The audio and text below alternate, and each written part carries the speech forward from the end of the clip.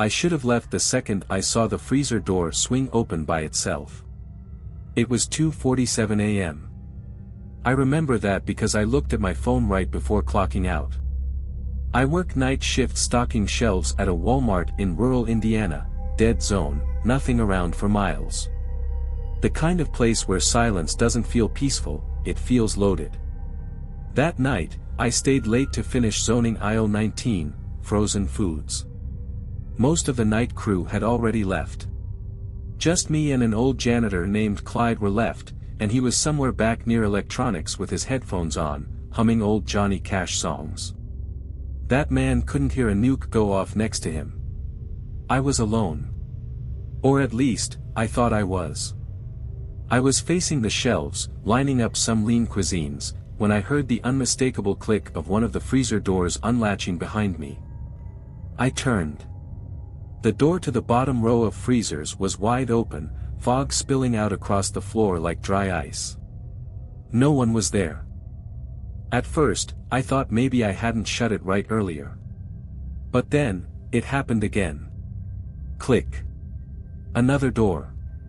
2 sections down. Still no one there. I walked toward it, slowly, telling myself it was some kind of mechanical error. But as I got closer, I noticed something on the floor. Smudges. Not quite footprints, more like streaks. Long, dark streaks across the polished tile, like something had been dragged. And they weren't there 5 minutes ago. I bent down to look closer, and that's when the motion sensor lights flickered above me, just once, like a pulse. I stood up fast and turned back to the freezer. The glass was fogged, but through it, I saw something move. Not a person. Not a shape I could explain. It ducked out of sight before I could register it. I yanked the freezer door open, empty. Completely empty. Not even frozen dinners. Just frost and that thick, musty cold that somehow smelled wrong. And then my radio crackled. Back, don't, go to, 19, it was Clyde. But the transmission was shredded, like something was interfering. My heart was thudding so hard it felt like it was inside my throat. I turned to head toward the back to find him, but the lights cut out completely, except for the frozen aisle. That section stayed lit. Bright. Humming. Almost like it wanted me to stay. And then I heard breathing. Not mine. Not close. But heavy. Wet. Somewhere between the freezers. I wasn't alone anymore. I froze. Not like a figure of speech, I literally couldn't move. That breathing, it had this rhythm to it. Like it was dragging something in and out of lungs that weren't built right. Wet and gurgling, just loud enough to let me know, it knew I was listening. I backed away, slow, toward the end of the aisle. My shoes squeaked on the floor, loud enough to make me wince. Whatever it was, it stopped breathing. Silence. Then came the sound that still haunts me, tapping. 3 sharp taps. On the inside of the freezer glass. I whipped around. Nothing. Just frozen meals and fogged up doors. But I swear to you, one of those doors had handprints on the inside, 5 long, thin smears on the fogged surface. Too long to be human. Like spider legs. Or antlers. That's when I saw Clyde. Or I thought it was Clyde. He was standing at the far end of the aisle, facing away from me. His mop lying on the floor. Still. Too still. I called out. Clyde. He didn't move. I took a step forward. Hey, man, we gotta get out of here, something's wrong. He turned. And his face. It wasn't right. His eyes were wide, like too wide, bulging out like someone had stretched his skin from behind. And his mouth, Jesus. His mouth was open, like he was trying to scream, but no sound came out. Blood trickled from his nose. Then, fast as hell, he dropped. Straight down like a puppet with the strings cut. I ran. I didn't care where. Just away from whatever the hell that was. I booked it past garden, toys, automotive. The lights kept flickering overhead, each section stuttering as I passed under it. I swear I could hear something crawling behind me. Something fast, with too many legs. I ducked into the break room and slammed the door shut behind me. Locked it. Backed into the corner, gasping, praying. My hands were shaking so bad I could barely dig my phone out. No service. Of course. And then I heard it again, that breathing. Just outside the door now. Low. Deep. Almost like it was sniffing for me. Then, it whispered. Right through the door. Found you. I couldn't breathe. I pressed myself against the far wall of the break room, eyes locked on the door like I could hold it shut with my stare alone. My phone was dead silent, no bars, no Wi-Fi. The emergency call button might as well have been a game icon. Then, the breathing stopped. No footsteps. No shuffling. Just, nothing. And somehow that was worse. I waited. 10 minutes. Maybe 20. I don't know, time doesn't work right when you're that deep in fear. Eventually, I crept to the door and pressed my ear against it. Silence. I cracked the door open. The hallway outside was empty. Lights buzzing, but no flicker. Everything looked normal. Too normal. Clyde was gone. I should have run straight out the front door, but something in me, maybe stupid, maybe instinct, said don't. I couldn't leave without knowing what I saw. Or what took Clyde. I know how that sounds, but if you'd seen his face. You'd want answers, too. I remembered something weird from earlier in the shift. The manager, Jake, had been in a panic about some pallets marked, "Do not unload, stockroom 9." There is no stockroom 9. The back rooms only go up to 8. Curiosity turned to obsession. I snuck through the store's back corridor, past the loading dock, to the old maintenance wing nobody uses. There, tucked behind a stack of busted soda machines, was a steel door. No sign. Just a keypad lock and a faint humming sound coming from behind it. The keypad was covered in dust, except for 4 buttons that were clean, 1, 9, 8, and 7, I punched in 1987, mostly guessing. Click. The lock disengaged. The air behind that door was wrong. It hit me like walking into a freezer wrapped in static. My hair stood up. Every bone in my body told me to turn around. But I didn't. Inside, there was a long hallway with flickering strip lights and shelves on both sides, filled with old Walmart merchandise, stuff from decades ago. CRT TVs, cassette tapes. Expired cans. Dolls. Hundreds of them. All facing the same direction, toward the back. The humming got louder the deeper I went. Then I saw it. A freezer unit, just like the ones in aisle 19, except this one was massive. And built into the wall. Like it had been installed before the rest of the building. Like the store had been built around it. Carved into the top, above the glass doors, were the words, "Do not open while the store is occupied." The doors were fogged.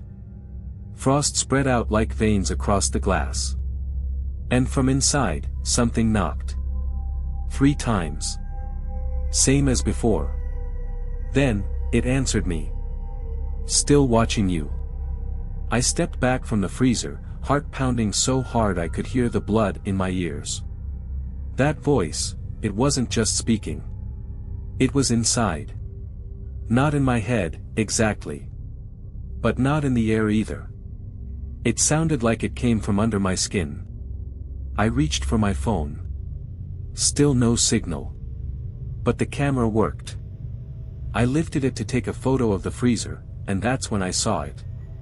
Through the screen, not with my eyes, I could see a face behind the glass. No, Not a face. A shape. Tall, thin, pressed against the other side like it was waiting. Like it knew I was there. Its hands were wrong. Too many fingers. Bent backwards. Joints in the middle of the palm. One of them slowly curled, then tapped on the glass. Tap. Tap. Tap. I nearly dropped the phone. Suddenly, all the lights in the hallway died, everything went pitch black except for the freezer, glowing faint blue. A pulse of icy fog rolled out across the floor like a living thing. Then came the whispers. Not from one voice. Dozens. All layered. Like a crowd of people trying to talk through each other. Too fast. Too many. Chanting something I couldn't understand. And they were getting louder. I turned to run, but something grabbed my ankle. Hard. I looked down. One of the old dolls had fallen from the shelf. Its glass eyes were fixed on me, mouth slightly open. And wrapped around my leg, was a small, human-looking handprint. In frost. I kicked free and bolted. The hallway behind me had changed. The shelves were taller. The exit was further away than it should have been. Like the building was shifting, breathing around me. I heard footsteps, big, wet slaps against concrete, chasing me through the dark. I didn't look back. I found the steel door again, slammed it shut behind me, and staggered back into the normal stockroom like I'd just crossed out of a nightmare. Except. Something followed me. Not physically. But the air felt different now. Heavier. Like something had stepped into me. Or woken up because of me. I made it to the front of the store. The sliding doors opened like normal. Outside, the parking lot was empty. Quiet. Clean. Like nothing had ever happened. I got in my car and drove. Didn't even clock out. Thought it was over. Until I got home. And in the middle of my kitchen table, was a Walmart receipt. No date. No total. Just one item listed, "Thank you for unlocking the door." I didn't sleep that night. I sat in my living room with every light on, clutching a baseball bat like it would actually help. The Walmart receipt was still on the table. I tried to tear it up, but the paper didn't rip. Not like normal. It bent. Folded. Crumpled. But wouldn't tear. And the ink? It bled. Like veins under skin. Around 4:12 a.m., my phone buzzed. Unknown number. I stared at it until it stopped. Then it buzzed again. And again. I picked up on the sixth call. Didn't say anything. On the other end, was breathing. Then the same layered voices from the freezer whispered something that still makes my spine curl, "Discontinued items never leave." Click. I threw my phone across the room. The next day, I tried calling Walmart corporate. Tried emailing. Even tried Reddit. No one answered. My emails bounced back. The Reddit post got removed within seconds, flagged for disinformation. But the scariest part? The store wasn't on Google Maps anymore. No listing. No reviews. No address. I drove back out there, thinking maybe I'd gone crazy. But the parking lot was empty. Grass growing through the cracks. Windows boarded up like it had been abandoned for years. But it wasn't. I walked up to the front entrance. The automatic doors still worked, they slid open without a sound. Inside, the lights were on. Shelves were fully stocked. And the intercom was playing that soft, slow, cheery Walmart music, but slowed down. Like it was playing underwater. I yelled out. "Hello?" No answer. Except. The intercom cut out.